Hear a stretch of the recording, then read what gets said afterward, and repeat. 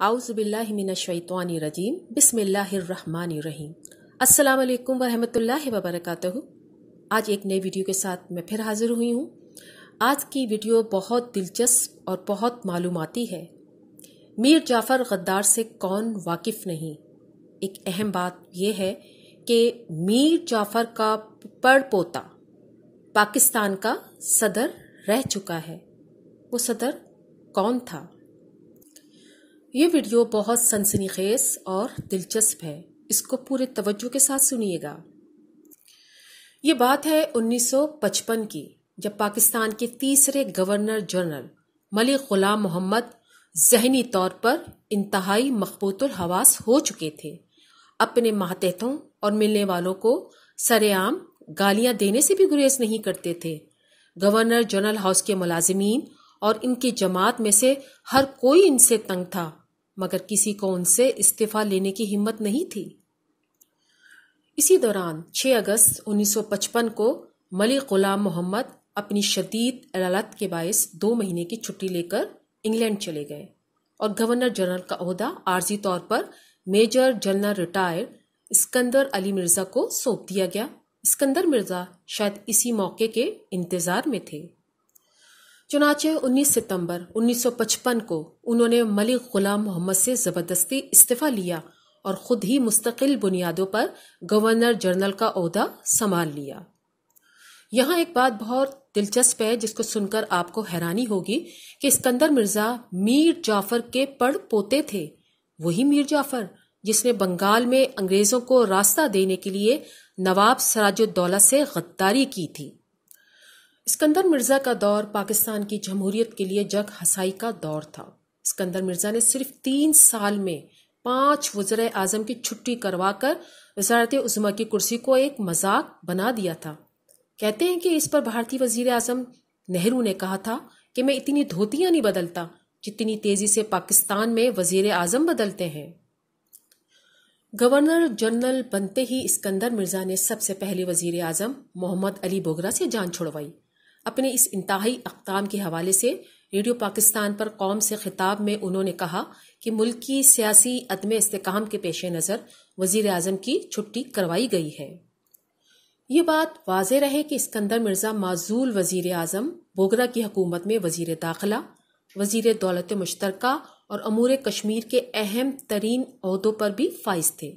इसके साथ साथ वो मशरकी पाकिस्तान में बतौर गवर्नर भी तैनात रह चुके थे।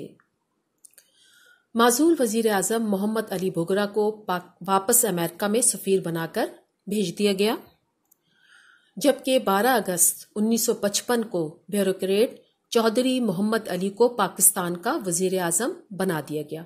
ये दूसरी बार था कि एक सिविल सर्वेंट पाकिस्तान का वज़ीर आज़म बन गया। इसी असना में गवर्नर जनरल और वज़ीर आज़म के दरमियान इख्तलाफात बढ़ने लगे। बिलाखिर चौधरी मोहम्मद अली के इस्तीफे पर बात ख़त्म हुई। चौधरी मोहम्मद अली ने वज़ारत उज़्मा पर न सिर्फ छोड़ी बल्कि मुस्लिम लीग की पार्टी रुकनियत से भी इस्तीफा दे दिया। आज़ादी के 9 साल बाद 1956 में पाकिस्तान का पहला आइन तैयार हुआ और 23 मार्च 1956 को इस आइन के नफाज के बाद गवर्नर जनरल का ओहदा ख़त्म हो गया, जिसके बाद इस्कंदर मिर्जा ने गवर्नर जनरल का ओहदा छोड़कर सदारत का हलफ उठा लिया। अब गवर्नर जनरल की जगह सदर मुमलिकत का ओहदा वजूद में आ गया और इस्कंदर मिर्जा पाकिस्तान के पहले सदर बन गए। अवामी लीग के रहनुमा हुसैन शहीद सोहरवर्दी को 1956 में वज़ारत उज़्मा मिली। सदर मुमलिकत इस्कंदर मिर्जा और वज़ीर आज़म सोहरवर्दी दोनों का ताल्लुक बंगाल से था। सोहरवर्दी ने पार्लियामेंट से एतमाद का वोट लेने की कोशिश की तो इस्कंदर मिर्जा ने वज़ीर आज़म के लिए मुश्किलात पैदा कर दी। बिलाखिर सोहरवर्दी ने इस्कंदर मिर्जा को इस्तीफा पेश कर दिया, जिसके फौरन ही मंजूर करके उन्होंने इब्राहिम इस्माइल चंद्रीकर आई चंद्रीकर को कायम मकाम वज़ीर आज़म का ओहदा दे दिया। आई चंद्रीकर को ये ओहदा सदर इस्कंदर मिर्जा ने अपनी ख्वाहिश पे दिया था। सदर ने इस वज़ीर आज़म को भी 2 महीने से ज़्यादा ठहरने नहीं दिया और 16 दिसंबर 1957 को आई चंद्रीकर से इस्तीफा लेकर घर रवाना कर दिया। इसके बाद उन्होंने मुल्क फेरोज खान नून को वज़ारत उज़्मा की कुर्सी पर बिठा दिया। 7 اور 8 اکتوبر 1958 کے درمیانی شب پاکستان کے اس آخری گورنر جنرل اور پہلے صدر نے آئین معطل، اسمبلیاں تحلیل، وزیر اعظم برطرف اور سیاسی جماعتیں کالعدم قرار دے کر ملک کی تاریخ کا پہلا مارشل لا نافذ کر دیا اور اس وقت کے کمانڈر ان چیف محمد ایوب خان کو چیف مارشل لا ایڈمنسٹریٹر مقرر کر دیا۔ اسکندر مرزا نے نہ صرف سفارش کر کے جونیئر افسر ایوب خان کو آرمی چیف لگوایا تھا، بلکہ مارشل لا سے صرف 3 ماہ پہلے ان کی مدت ملازمت میں 2 سال کی توسیع بھی کی تھی۔ انہی ایوب خان نے مارشل لا کے 20 دن کے اندر اندر اسکندر مرزا کو جہاز میں لدوا کر پہلے کوئٹہ اور پھر انگلینڈ بھجوا دیا تھا۔ جب یہ مارشل لا لگا، اس کے 3 مہینے کے بعد انتخابات طے تھے۔ بظاہر ایسا لگ رہا تھا کہ اس وقت کے وزیر اعظم ملک فیروز خان نون کا حکومتی اتحاد جیت جائے گا اور وہ اسکندر مرزا کو دوبارہ صدر منتخب نہ کریں۔ چنانچہ صدر مملکت نے عافیت اسی میں جانی کہ جمہوریت کا ہی دھڑن تختہ کر دیا جائے۔ اسکندر مرزا کو جمہوریت اور آئین کا کس قدر پاس تھا، اس کی ایک مثال ان کے سیکرٹری قدرت اللہ شہاب کی زبانی مل جاتی ہے۔ معروف سول سرونٹ اور صاحب طرز ادیب قدرت اللہ شہاب اپنی شہرہ آفاق بیتی شہاب نامے میں لکھتے ہیں کہ 22 ستمبر 1958 کو صدر پاکستان اسکندر مرزا نے انہیں اپنے پاس بلایا۔ ان کے ہاتھ میں پاکستان کے آئین کی ایک جلد تھی۔ انہوں نے اس کتاب کی طرف اشارہ کر کے کہا، تم نے اس اسٹریچ کو پڑھا ہے؟ جس آئین کے تحت حلف اٹھا کر وہ کرسی صدارت پر براجمان ہوئے تھے، اس کے متعلق ان کی زبان سے یہ لفظ سن کر میرا منہ کھلا کا کھلا رہ گیا۔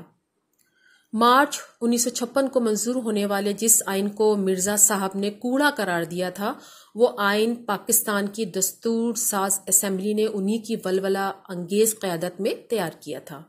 اس آئین کے تحت پاکستان برطانیہ سے نکل کر ایک خود مختار ملک کی حیثیت سے ابھرا تھا اور اسی آئین نے پاکستان کو اسلامی جمہوریہ قرار دیا تھا۔ اکتوبر کو مارشل لا نافذ کرنے کے بعد اسکندر مرزا کو جلد ہی احساس ہو گیا کہ آئین معطل کر کے اور اسمبلیاں تحلیل کر کے انہوں نے در حقیقت وہی شاخ کاٹ ڈالی جس پر ان کا آشیانہ تھا۔ چنانچہ اسکندر مرزا کے 7 اور 27 اکتوبر کے درمیان 20 دن بہت مصروف گزرے۔ اس دوران انہوں نے پہلے تو فوج کے اندر ایوب خان کی مخالفت دھڑوں کو شہ دے کر ایوب خان کا پتہ صاف کرنے کی کوشش کی۔ جب اس میں ناکامی ہوئی تو 24 اکتوبر کو ایوب خان کو وزیر اعظم بنا ڈالا، لیکن ایوب خان کو برابر اسکندر مرزا کی سازشوں کی اطلاعات ملتی رہی اور انہوں نے بھانپ لیا کہ اگر آئین نہیں ہے تو پھر صدر کا عہدہ بیکار ہے۔ چنانچہ 27 اکتوبر کی رات جنرل برقی، جنرل اعظم اور جنرل خالد شیخ اسکندر مرزا کے گھر پہنچ گئے۔ ملازموں نے بہت کہا کہ صاحب اس وقت آرام کر رہے ہیں، لیکن جرنیل اتنی آسانی سے کہاں ٹلتے ہیں۔ انہوں نے سلیپنگ گاؤن میں ملبوس محوِ طراز صدر مملکت کے آرام میں مخل ہو کر ان سے پہلے سے ٹائپ شدہ استعفے پر دستخط لے لیے اور کہا کہ اپنا سامان اٹھا لیں، آپ کو ابھی اسی وقت ایوان صدر سے نکلنا ہوگا۔ اسکندر مرزا نے اپنے منصب کے حوالے سے خود کو ملک و قوم کے لیے ناگزیر قرار دیتے ہوئے دلائل پیش کرنے کی کوشش کی، لیکن بیگم ناہید مرزا ایک بار پھر زیادہ معاملہ فہم ثابت ہوئیں اور انہوں نے صرف اتنا پوچھا، جنرلز مگر میری بلیوں کا کیا ہوگا؟ امید کرتی ہوں پاکستان کے پہلے صدر اسکندر مرزا کے حوالے سے یہ ویڈیو آپ کو پسند آئی ہوگی۔ ویڈیو اچھی لگے تو اپنے کمنٹ سے مجھے ضرور آگاہ کیجیے گا۔ ایک نئی ویڈیو کے ساتھ میں پھر حاضر ہوں گی، اس وقت تک کے لیے اللہ حافظ۔